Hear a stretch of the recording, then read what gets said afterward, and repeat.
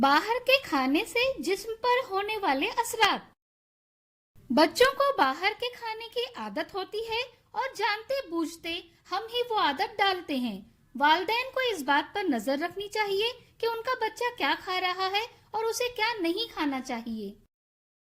بچوں کو زیادہ تر بیماریاں باہر کے کھانے اور غذائیت سے بھرپور خوراک کی کمی کی وجہ سے ہوتی ہیں۔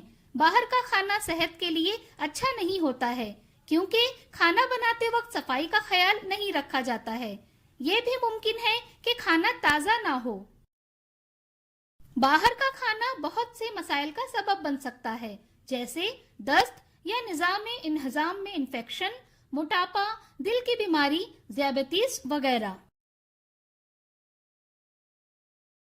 اس لیے بچوں کو باقاعدگی سے ایسی خوراک دی جائے جس میں کیلوریز، آئرن، کیلشیم، وٹامنز اور منرلز زیادہ ہوں۔ مثال کے طور پر کیلوریز کے لیے بچے کو دودھ دینا چاہیے اور اناج کی خوراک بھی دی جانی چاہیے۔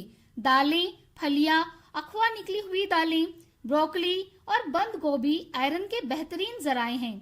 گوبھی، بروکلی، ہری سبزیاں، سویا وغیرہ میں بھی کیلشیم پایا جاتا ہے، اور وٹامنز اور آئرن کے لیے بچوں کو سبز پتوں والی سبزیاں اور تازہ پھل زیادہ مقدار میں دیے جائیں۔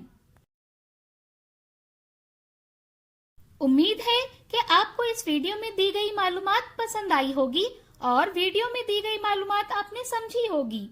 ایسے ہی کچھ اہم ویڈیوز کے ساتھ ہم دوبارہ ملیں گے۔ تب تک کے لیے اپنا اور اپنے بچوں کا خیال رکھیں۔ شکریہ۔